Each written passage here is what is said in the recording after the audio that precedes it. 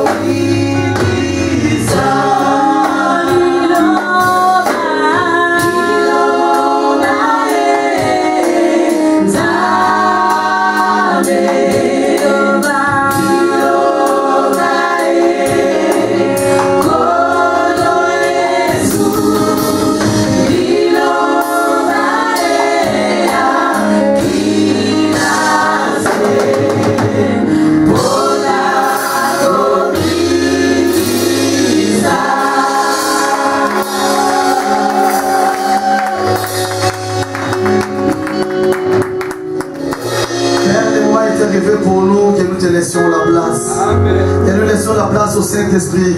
Que lui seul prenne le contrôle, que lui seul dirige, que lui seul enseigne. Qui peut enseigner de ta part si ce n'est pas le Saint-Esprit? Parce que lui seul connaît tes pensées, lui seul connaît tes mystères. Alors nous avons besoin de son inspiration, papa. Nous chassons tout esprit de fatigue, tout esprit de sommeil, et que toutes nos pensées soient tournées vers ton trône, papa. À tes pieds, papa, c'est là où nous trouverons la paix, la tranquillité. Fais-nous du bien par ta parole. Visite-nous par ta parole. Transforme-nous par ta parole. Fais germer ta parole comme une puissance, comme une graine de changement, de transformation de vie pour la gloire de ton nom. Au nom de Jésus. Amen. Amen. Amen. Est-ce qu'on peut acclamer pour la parole? Et bien le Seigneur, on va prendre nos Bibles. On va en lire seulement deux passages. Le premier c'est dans Matthieu chapitre 10, verset 5 à 8. Le deuxième ça sera Actes chapitre 1, verset 8.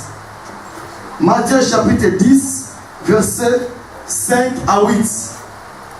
Est-ce qu'on peut se lever pour le respect de la parole? Vous y êtes? Nous devons lire tous comme un seul homme.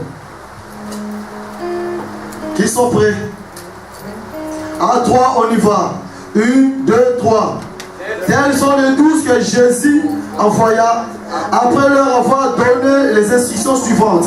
N'allez pas vers les païens et n'entrez pas dans la vie des Samaritains. Allez plutôt vers les brebis perdues de la maison d'Israël.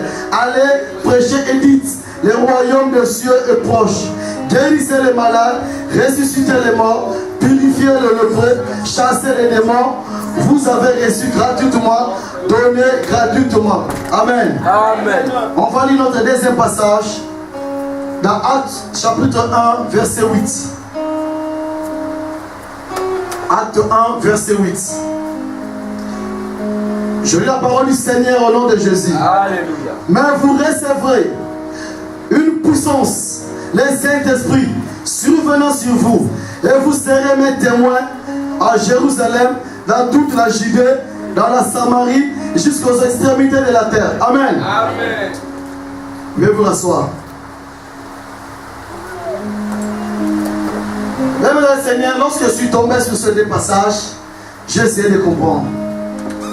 Le même Jésus a interdit à ses disciples de ne surtout pas aller vers les païens, encore moins dans la ville de Samarie. Mais toujours le même Jésus leur demande encore d'aller en Samarie et dans toutes les extrémités de la terre. Il y a le même Jésus, mais il y a une différence là. Il y a un seul élément qui a créé la différence. Avant, il n'avait pas évoqué le Saint-Esprit. Mais dans le deuxième ordre, là on voit la mention du Saint-Esprit. Alors comme thème de cet après-midi, c'est laisse agir le Saint-Esprit. Amen. Amen. Amen. Laisse agir le Saint-Esprit. Avant de parler du Saint-Esprit, j'aimerais déjà te parler de Jésus. Nous savons que dans le temps, Dieu parlait aux hommes directement. Lorsqu'il veut te parler, lorsqu'il t'a choisi, tu vas réellement entendre sa voix. Mais il ne s'adressait pas à tout le monde.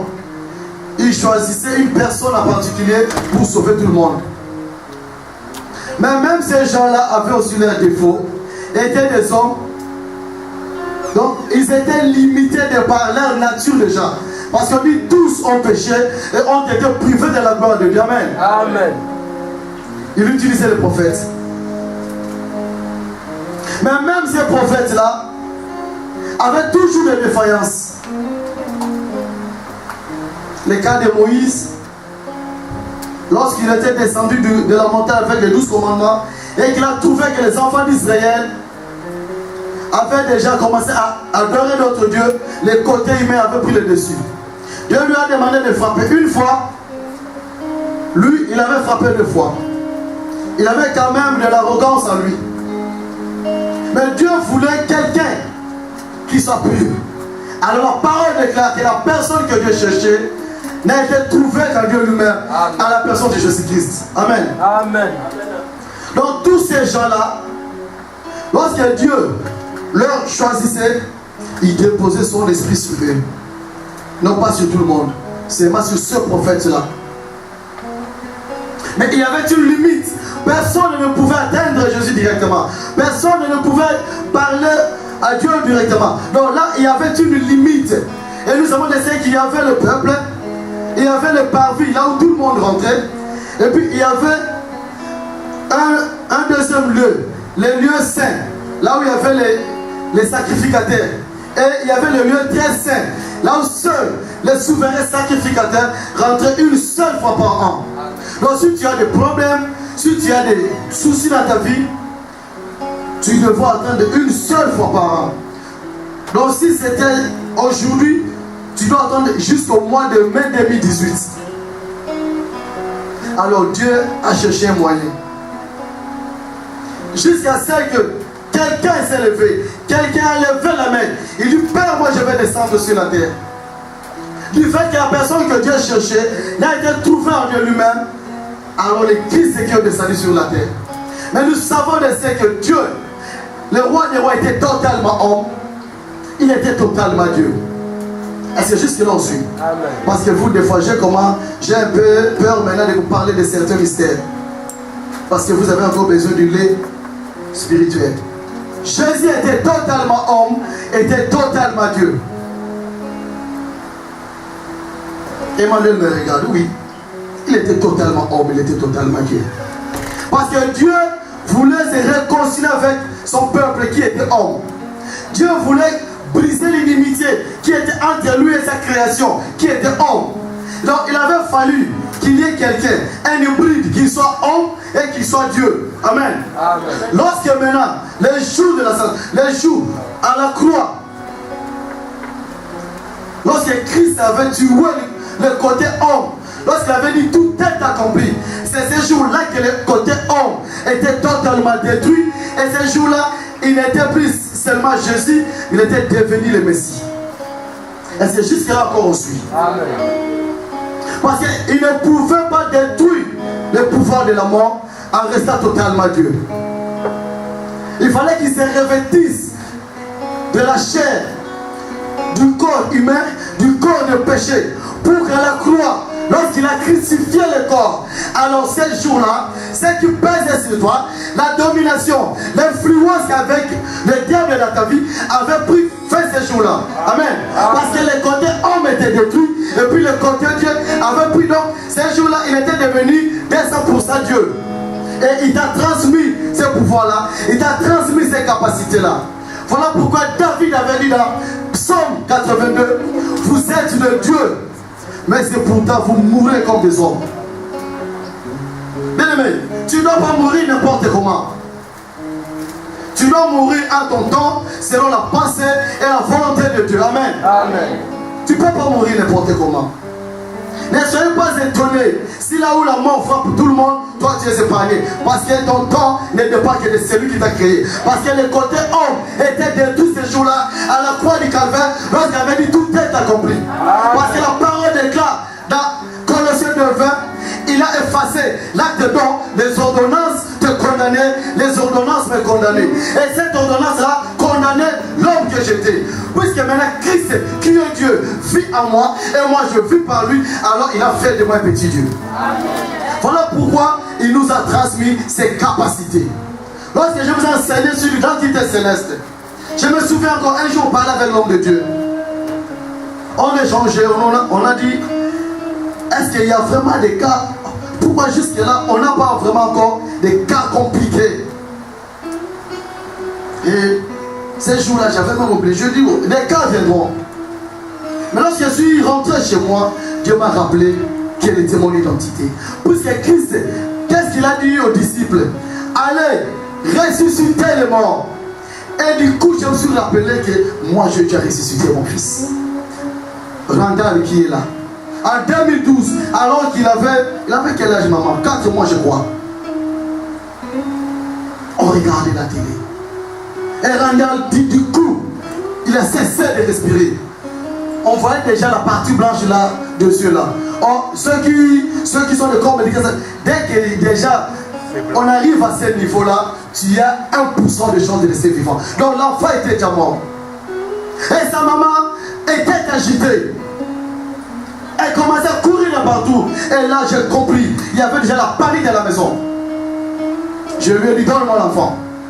Elle dit, non, non, oh, ben dis non. Toi, sors de là.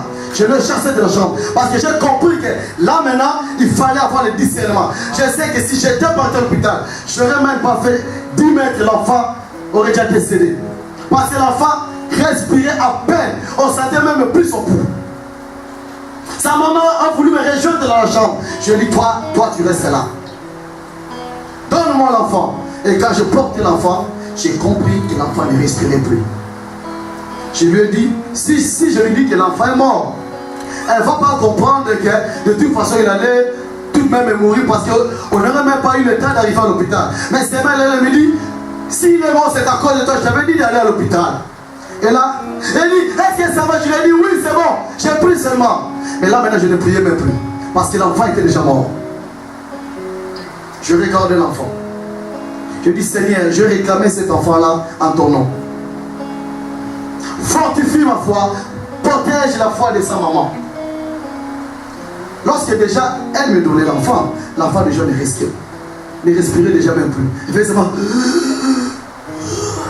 Et on sait déjà qu'ils se sont de derniers soupirs.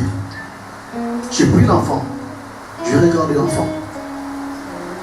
J'ai dit, Seigneur, c'est maintenant ou jamais que tu dois agir. C'est maintenant ou jamais que tu dois agir. J'ai regardé l'enfant. Elle, au salon, m'a crié, est-ce que c'est bon? J'ai dit oui, toi, tais-toi seulement. Arrête de me distraire.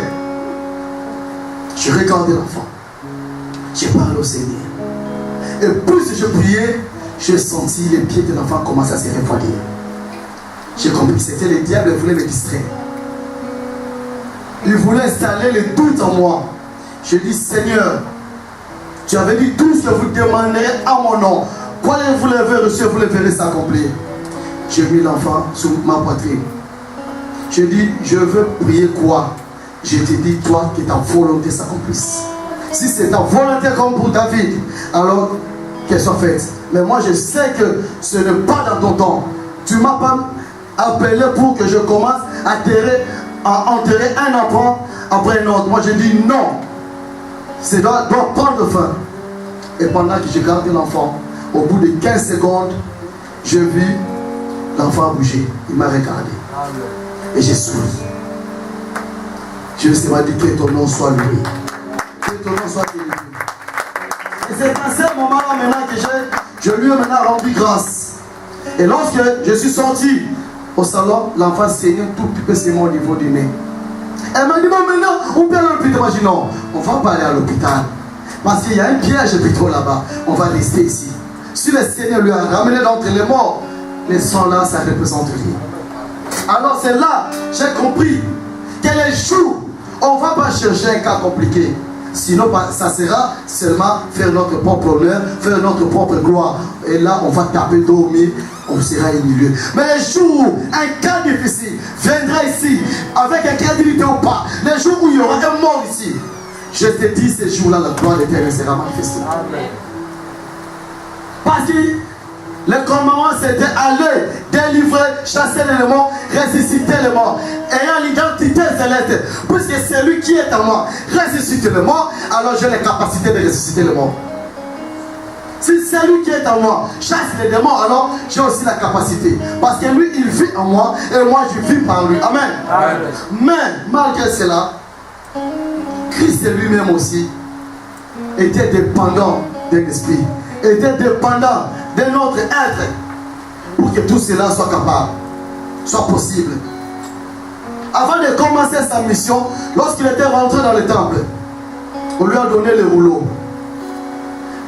Lorsqu'il a déroulé, il est tombé sur le passage de Luc, chapitre 4. Là où il dit, l'Esprit du Seigneur est sur moi, il m'a envoyé pour annoncer la bonne nouvelle. Guérir tous les malades, renvoyer libre les opprimés et délivrer les captifs. Donc même lui, tout ce qu'il a accompli, tout ce qu'il a fait, c'était possible grâce au Saint-Esprit. Amen. Donc pour comprendre, rien ne peut être fait, rien ne peut être possible sans la présence du Saint-Esprit.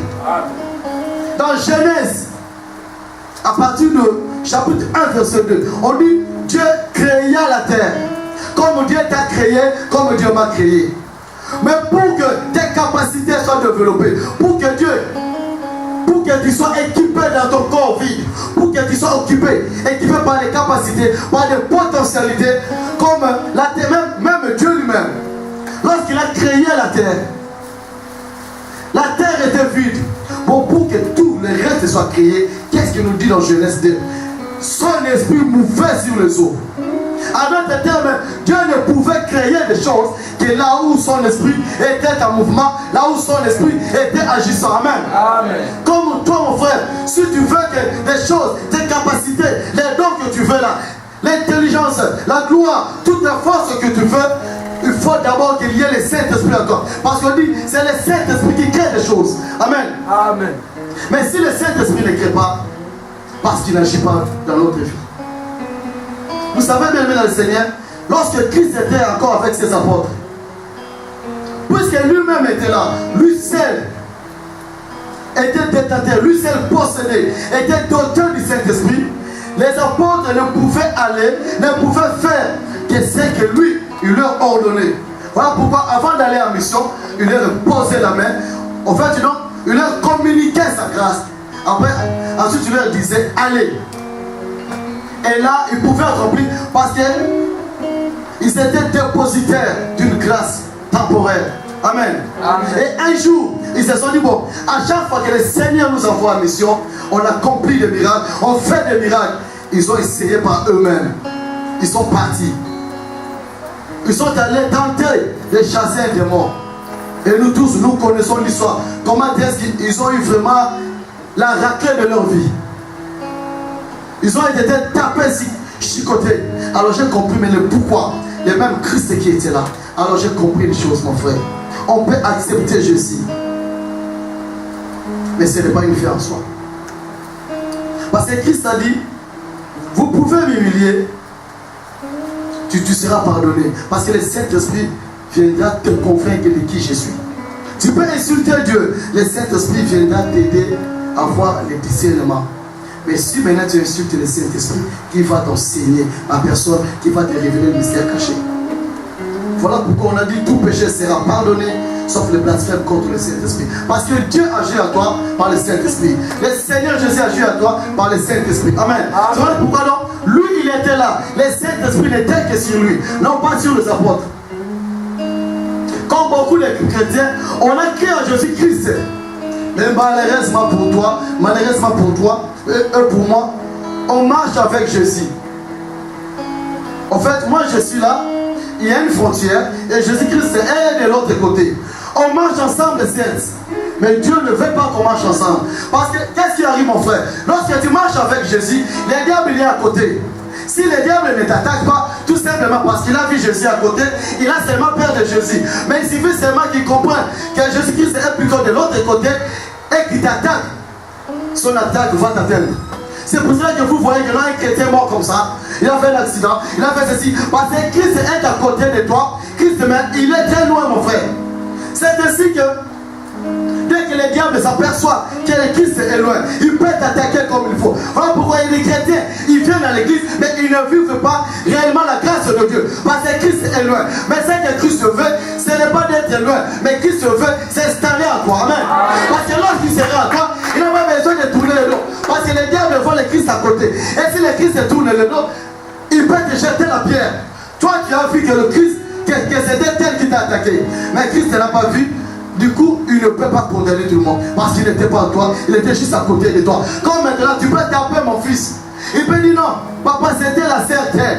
Mais si toi tu dis non, ça sera ta parole contre la sienne. Amen. Parce que moi, je ne l'ai pas vu. Mais si j'étais à mon fils, lui, par l'omniprésence, par l'omnipotence, par l'omniscience, Christ qui connaît tout, qui voit tout, qui voit même les choses qui ne se sont pas accomplies.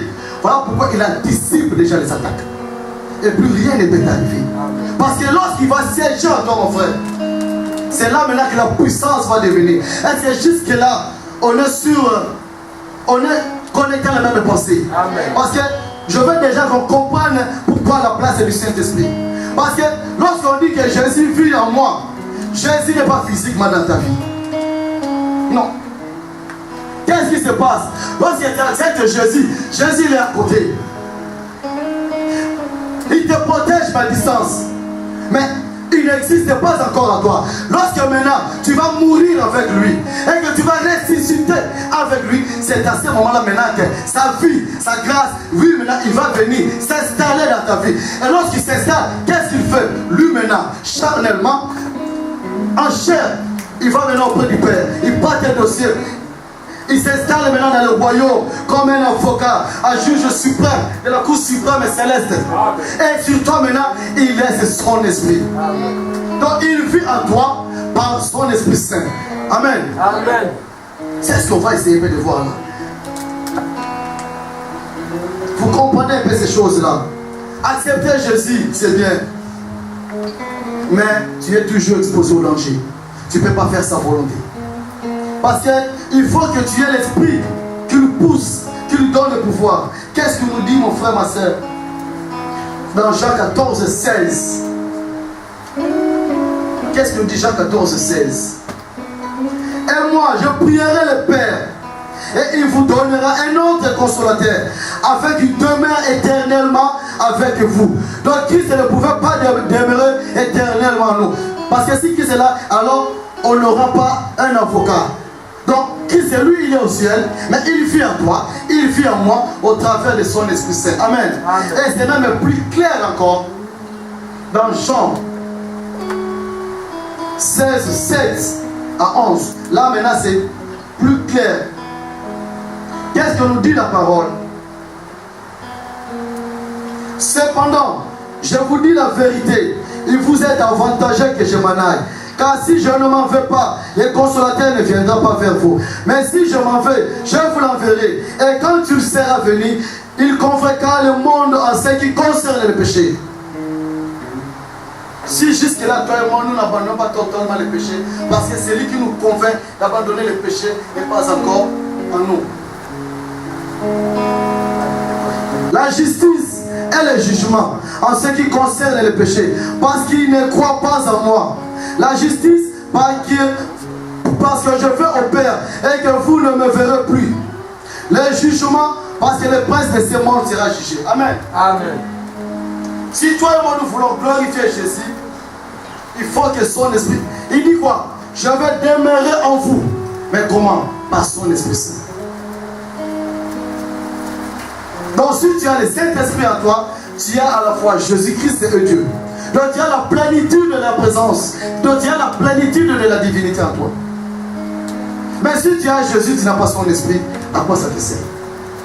Malheureusement, beaucoup de chrétiens ont accepté Jésus, mais c'est toi toujours qui es le maître de ta vie. Donc tu fais seulement route avec lui. Oh, Dieu ne veut pas faire route avec toi. Il veut que toi plutôt tu sois dépendante de lui. Amen. Amen. Voilà pourquoi je vous ai dit de laisser la place au Saint-Esprit. Il faut laisser le Saint-Esprit agir. Parce que lui seul, on dit quoi? Il est là pour glorifier Jésus. Il est là pour nous rappeler les enseignements. Il est là pour nous enseigner toutes les choses, pour nous conduire dans la vérité. Donc ce n'est pas Jésus qui te conduit dans la vérité. Non. Le Saint-Esprit est là pour te prendre, pour te changer et pour t'amener plutôt à Jésus. Donc si tu n'as pas le Saint-Esprit, il n'y a personne qui va te prendre pour t'amener à Jésus. Parce que lui, il est là pour glorifier Jésus. Donc lorsque tu auras le Saint-Esprit en toi, c'est à ce moment-là que tu pourras glorifier. Parce que lui, il a ton première mission de glorifier Jésus. Amen. Amen. Et on dit, c'est l'Esprit de vérité qui va nous enseigner toutes les choses. Donc lorsque tu pries que Jésus enseigne-moi, tu tapes à côté. Jésus interagit dans ta vie par son Esprit Saint. Dieu agit en toi par son Fils. Mais le Fils agit en toi par le Saint-Esprit. Il y a une question qui m'a été posée par les qui sont là. Est-ce qu'on prie Dieu ou on prie Jésus? J'avoue que c'est un peu perplexe parce qu'il y a des gens aussi qui prient Jésus au nom de Jésus. Alors moi, poser une deuxième question, une sous-question. Est-ce que prier Jésus c'est un péché? C'est pas un péché, mais c'est pas vraiment une bonne prière. Il a dit tout ce que vous demanderez au Père en mon nom. Donc on prie Dieu au nom de Jésus. Amen. On prie Dieu au nom de Jésus. Lui, il est l'avocat. C'est lui plutôt qui prend ton dossier, qui l'amène au Père. Mais bon, des fois aussi, on demande à Jésus. C'est pas mal. Ce n'est pas du tout l'antibiblique ou quoi, où je peux l'appeler. Mais la bonne prière est qu'on prie plutôt à Dieu au nom de Jésus. Amen. Amen. Donc lui, il est là comme un avocat, comme un intercesseur, comme un médiateur entre toi et le Père. Donc c'est lui qui prend tes dossiers et les présente au Père. Et alors aussi, le Saint-Esprit maintenant joue quel rôle? Lorsque toi tu demandes mal, le Saint-Esprit reformule ta demande, reformule ta prière, il le présente, il complète avec une lettre de motivation, il corrige les erreurs, là où il y avait de fautes orthographes, lui maintenant il les corrige, il les présente maintenant à la commission. Comme ceux qui font l'université, lorsque nous avons présenté les thèses de mémoire, on avait toujours les directeurs de travail. C'est lui qui prend ton travail, il le corrige. Après, il le présente maintenant au doyen. Et c'est là maintenant qu'on va corriger. C'est exactement la mission du Saint-Esprit dans ta vie. Donc le Saint-Esprit est là pour te donner, pour t'accorder l'intelligence. Le Saint-Esprit est là pour te donner la force. En fait, le Saint-Esprit est là pour faire manifester la vie de Jésus-Christ dans ta vie. Amen. Amen. Donc, celui qui va rendre vivant le Christ dans ta vie, c'est plutôt le Saint-Esprit. Ce n'est pas moi qui le dis. C'est la parole qui le dit. Parce que même Jésus-Christ lui-même avait besoin de l'Esprit Saint. La parole déclare, mon frère, dans Ésaïe chapitre 11, verset 1 à 3. Qu'est-ce que la parole de Dieu nous dit? Puis un rameau sortira du trône d'Israël et un rejeton naîtra de ses racines. L'esprit de l'Éternel reposera sur lui, l'esprit de sagesse et d'intelligence. Dans l'intelligence dont tu as besoin, toi qui présentes les épreuves, toi qui as un entretien d'embauche, toi qui veux être assisté, c'est le Saint-Esprit qui va te communiquer l'intelligence et la sagesse. L'esprit de conseil et de force. La capacité que tu veux avoir, c'est le Saint-Esprit qui va te le donner. L'esprit de conscience et de crainte de l'Éternel. Il respirera la crainte de l'Éternel. Amen. Amen. Et le jour de ta nouvelle naissance, le roi des rois te fait doter de ce même esprit-là. Parce que le jour de ta nouvelle naissance, puisque tu acceptes sa vie et que lui il vient vivre en toi, donc tout ce dont lui était bénéficiaire, tu seras aussi bénéficiaire de ce même esprit-là. Amen. Amen. Cependant, tu dois laisser agir le Saint-Esprit. Tu dois laisser agir le Saint-Esprit. Parce que jusque-là, c'est nous qui conduisons le Saint-Esprit. Tu as accepté Christ, oui, mais tu as fait des concessions avec lui. Écoute, je t'ai accepté, bon. Mais laisse-moi un peu avec ma copine, tu vois, je l'aime tellement. Bon, laisse-moi un peu avec ma... tu vas appeler combien donc les salaires qu'on me donne là, je n'arrive pas vraiment à faire face à mes besoins. Alors j'ai maintenant un deuxième truc, Seigneur, tu vois. C'est juste temporaire, Seigneur. Laisse-moi un peu faire des magouilles là. Dès que j'aurai fini de payer mon crédit, je vais le laisser. Donc tu fais des concessions avec le Saint-Esprit. Donc ce n'est pas lui qui te conduit, ce n'est pas lui qui te dirige. Voilà pourquoi on ne vit que des miettes de la bénédiction de Dieu. On ne vit que des miettes de l'autorité de Dieu. Et c'est ainsi que les diables nous atteignent facilement. C'est un peu comme, bien mais je pourrais dire, comme les États, mon frère. Tu peux avoir l'indépendance dans ta vie, mais tu n'as pas la souveraineté. Amen. Amen. Parce que ta souveraineté dépend du Saint-Esprit, qui est l'esprit de vérité, qui est là pour te conduire dans la vérité, qui est là pour t'instruire. Lorsque tu médites la parole, beaucoup disent, Jésus donne-moi l'intelligence. Non. Il faut plutôt prier Dieu qui te fasse grâce de la présence du Saint-Esprit pendant les méditations. Et plutôt tu clôtures au nom de Jésus. Mais c'est le Saint-Esprit C'est de cet esprit dont tu auras besoin pendant tes méditations. Il dit, je vous enverrai un autre consolateur.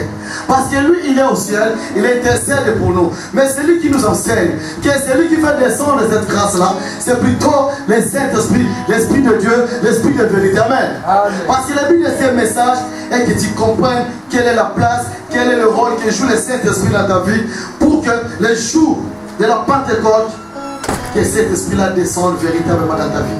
Que tu pries vraiment que le dimanche prochain, que la grâce de Dieu descende sur toi.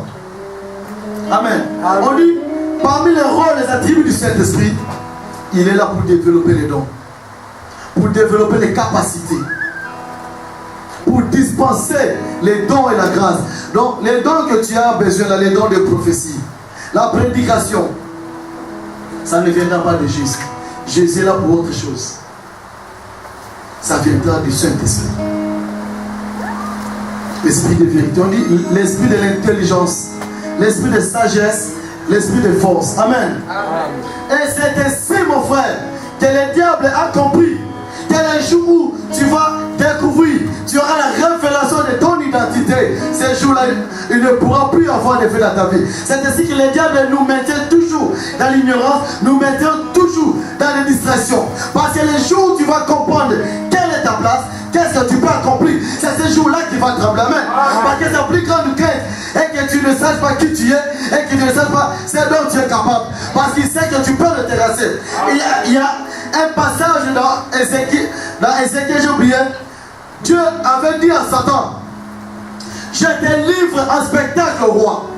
Donc le diable sait que ta mission, c'est pour le terrasser, sa mission, c'est pour le chicoter. Alors, mais pour que cela soit possible, il faut d'abord que tu saches qui tu es. Et c'est ici qui te maintient dans la distraction. Donc lorsque toi tu pêches, le diable est content. Lorsque toi tu es dans la distraction, le diable est content. Parce que, bien aimé, le Saint-Esprit ne doit pas être à côté de toi. Le Saint-Esprit doit être dans toi. C'est ainsi que Christ, lorsqu'il était là, il savait que dans Samarie, il ne pouvait pas aller là-bas. Il leur a dit, n'allez pas vers le païen. Parce qu'il sait que vers le païen, il y a le danger. Vers le païen, il y a toutes sortes de tribulations. Et vous n'êtes pas encore assez équipés. Il leur a dit, n'allez pas en Samarie. Parce que comme nous savons, la Samarie déjà, à l'époque, le royaume de 12 tribus était dirigé par le roi Salomon. À la mort du roi Salomon, il y avait déjà un prophète là, Achiva ou roi, j'ai oublié, qui avait déjà dit à Jéroboam que le jour où le roi sera mort, Dieu te donnera les 10 tribus. Son fils ne restera qu'avec 2 tribus. Alors les nouvelles sont parvenues aux oreilles du roi. On lui a menacé, il a été obligé de fuir en Égypte. Et là, il a épousé la fille du pharaon. Amen. Amen. À la mort du roi Salomon, son fils Roboam,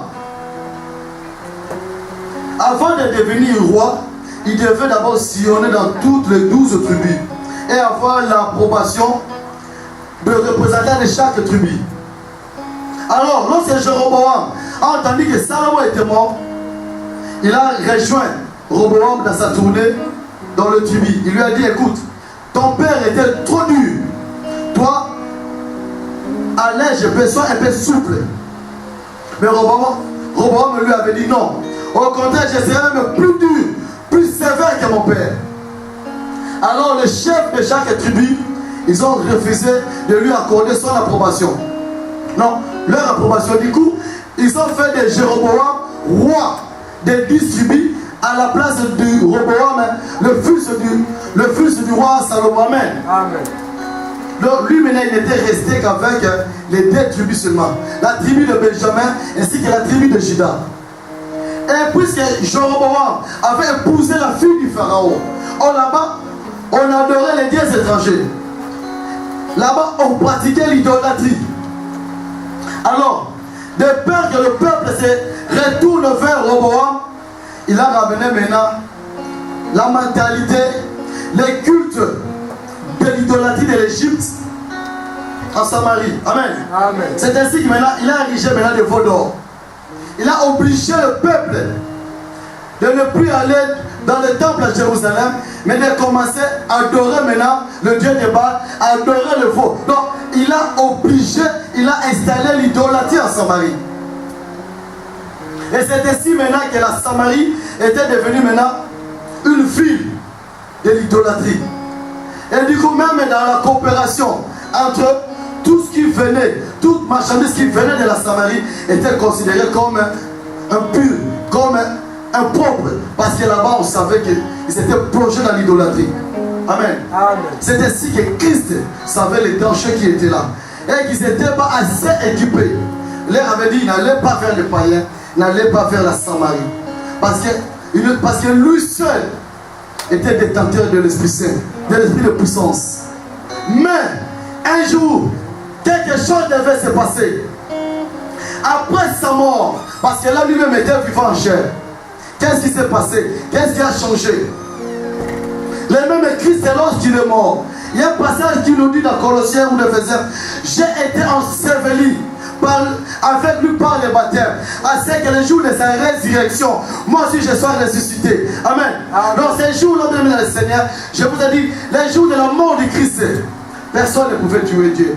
Mais ces jours-là, ce qui était mort, c'était tes péchés. Ce qui était mort, c'était tes souffrances. Ce qui était mort, c'était ton échec. Ce qui était mort, c'était ta maladie. Ce qui était mort, c'était tes soucis. Et le jour de sa résurrection, c'était le jour de ta gloire. Parce qu'une nouvelle page a été créée dans ta vie. Il a dit que toutes choses étaient anciennes et ta vie était devenue nouvelle. Amen. Et il a fait de toi une nouvelle créature. Amen. Donc il a effacé ta vie. Le pouvoir de Satan, le pouvoir de ton oncle, le pouvoir de l'échec avait pris fin ces jours-là. Et ça peut acclamer le Seigneur. Nous devons comprendre ces choses-là, mon frère. Amen. Voilà pourquoi ces jours-là, puisque toi tu étais devenu une nouvelle créature, tu l'as accepté et lui il est venu vivre en toi. Il est en toi et toi tu vis par lui. Oh, puisque lui, il est un vainqueur. Alors maintenant, il t'a dit, maintenant que le roi des rois, maintenant que le vainqueur est en toi, tu peux maintenant aller partout. Va dans toutes les extrémités de la terre, va même jusqu'à Samarie. Amen. Les combats que tu mets là, mon frère. Les combats qui te guettent là, mon frère.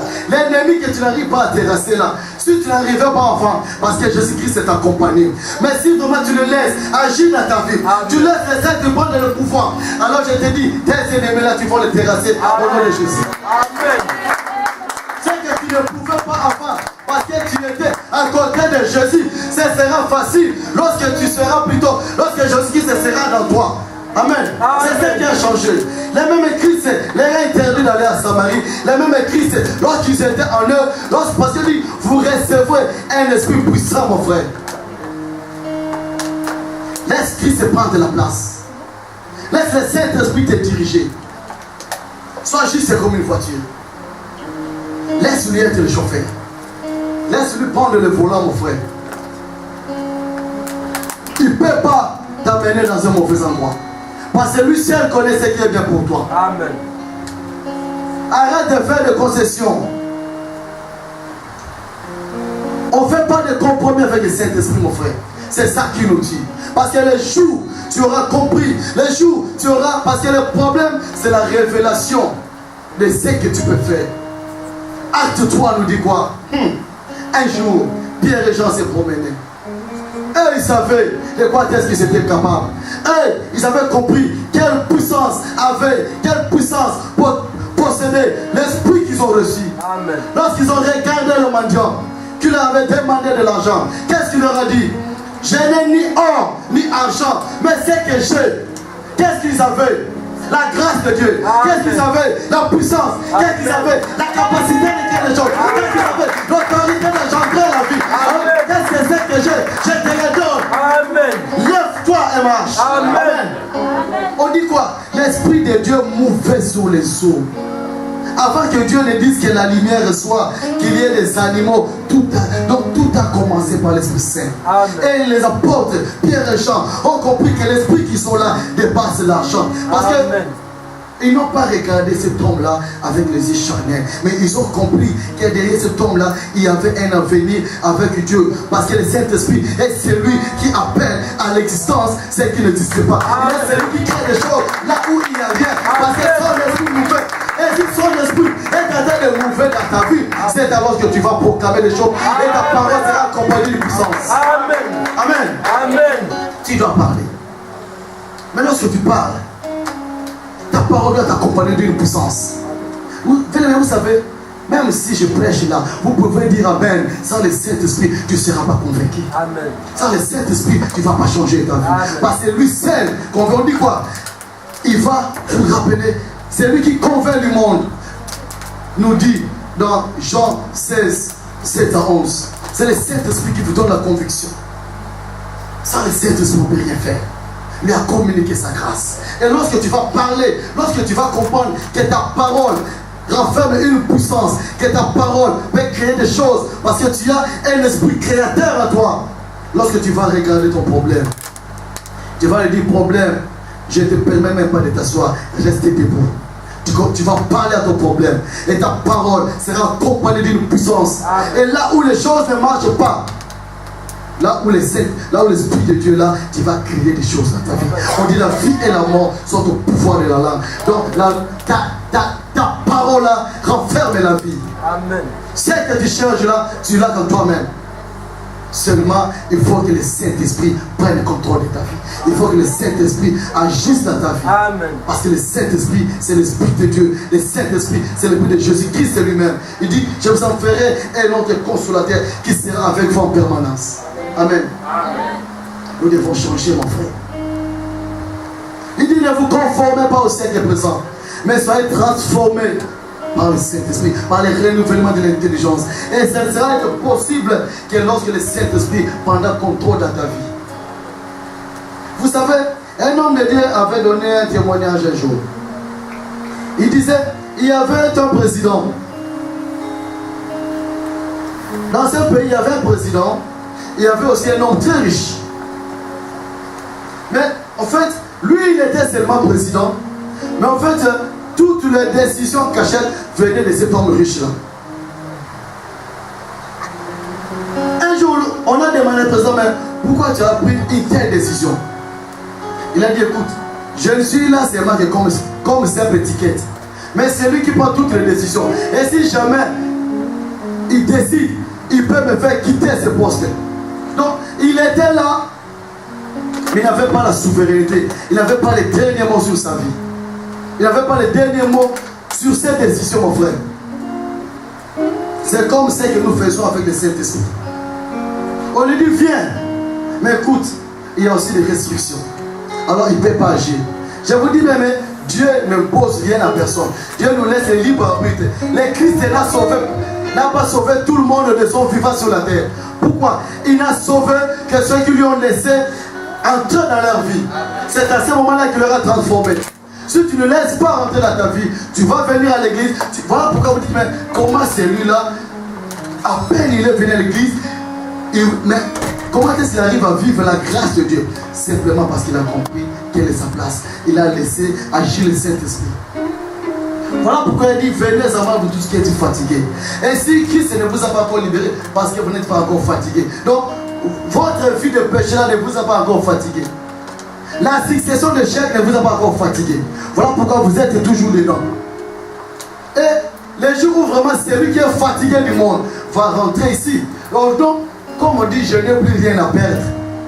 Et ce sont de telles personnes qui vivent réellement la grâce de Dieu. Parce que donc, il suffit seulement de passer, il dit, Dieu béni, il va sauter avec un grand main et ça qui déclenche le miracle dans sa vie. Amen. C'est ça.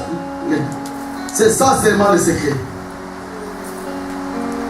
Or, pour déjà croire au Saint-Esprit, il faut déjà avoir la foi.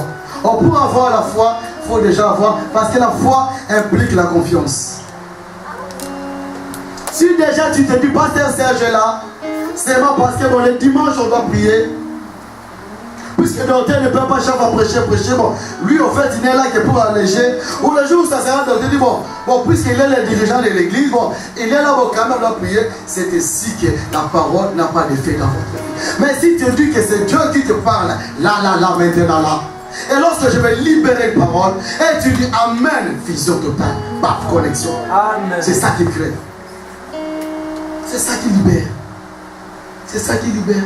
Et c'est ainsi que même dans le Seigneur, il y a des gens, ne soyez pas étonnés, au lieu même pas poser la main en pleine prédication et les guérir. Vous cherchez qu'un prophète vienne de Dieu.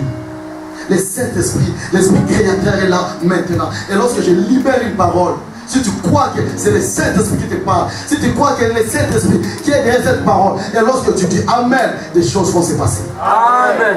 C'est ça que vous n'avez pas encore compris. Amen. On peut te poser la main.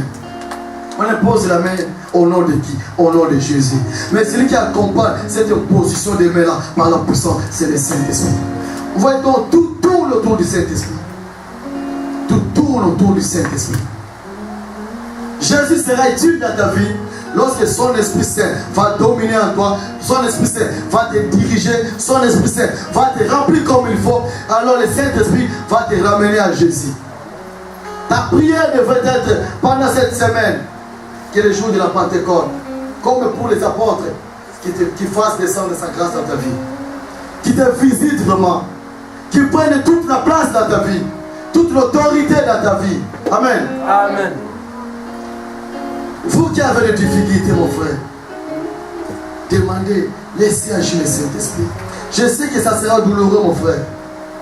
Nous tous, on est passés par là. Libérez. Mais je vous dis toujours, je vous prêche la vérité. Même lorsque je me suis converti, j'étais toujours un pied dedans, un pied dehors. Parce que ce n'est pas facile de laisser le monde. Ça présente un peu comme si c'était circulant. Je ne vais pas paraître 3 fois saint pour vous mentir. Je dois partager mon expérience avec vous. Même pendant que je vais commencer à prêcher, ne vous inquiétez pas, j'ai tassé toujours. J'écoutais toujours la musique là. Et des fois, tu as l'impression que c'est bête.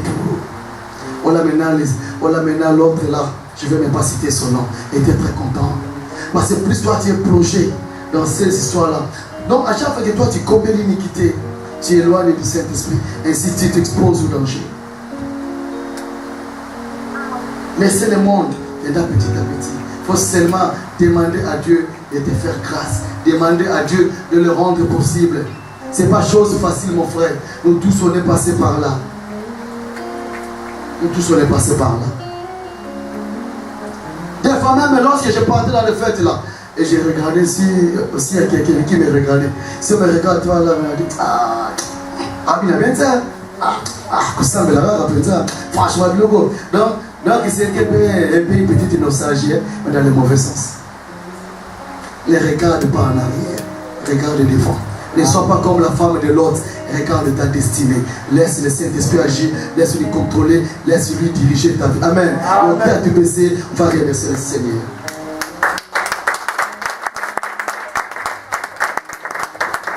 Qu'est-ce que tu vas dire à Dieu? Est-ce que tu peux t'élever, mon frère? Demande au Saint-Esprit d'envahir ta vie. Demande au Saint-Esprit de diriger ta vie. Demande au Saint-Esprit, dis-lui, Esprit de Dieu, j'ai besoin de toi. Comme tu avais dirigé la vie de Christ, comme tu l'avais doté de ta puissance, de tes capacités, de ton intelligence, de ta force, de ta sagesse, fais de même pour moi. Fais de même pour moi, Saint-Esprit de Dieu. J'ai besoin de toi. Dirige ma vie. Je te laisse la place. Je te laisse agir. Agis dans ma vie. Prends le pouvoir dans ma vie. Ainsi je pourrai être agréable. Ramène-moi auprès du Père. Ramène-moi auprès du Seigneur. Transforme ma vie. Prends toute la place. Prends tout le contrôle de ma vie. Laisse la place, mon frère. Prie que le Saint-Esprit te domine, mon frère. Laisse-lui le contrôle de ta vie. Au nom de Jésus. Prie, mon frère. Laisse le Saint-Esprit diriger ta vie. Laisse-lui conduire ta vie. Fais de lui le seul maître de ta vie. Ne fais pas de concessions avec lui. Laisse-lui contrôler totalement, pleinement ta vie. C'est seulement à ce moment-là que tu pourras vivre la gloire. C'est seulement à ce moment-là que tu vas expérimenter la puissance de Dieu, la grâce de Dieu dans ta vie. Parce que sans cela, rien ne peut être possible. Tout passe par le Saint-Esprit. Le Dieu interagit avec toi par le Saint-Esprit. Et Dieu le consolateur, l'esprit de vérité, l'esprit d'intelligence, l'esprit de connaissance, l'esprit de crainte, mon frère. Si tu n'arrives pas à craindre Dieu, parce que tu n'as pas encore le Saint-Esprit qui dirige ta vie, laisse la place au Saint-Esprit, mon frère. Au nom de Jésus. Au nom de Jésus. Au nom de Jésus. Amen. Bien le Seigneur. Alors que la chorale va entonner la chanson, je nous demande tous à nous agenouiller pour laisser la place à l'homme de Dieu et se préparer à la cérémonie du corps et du sang du Christ.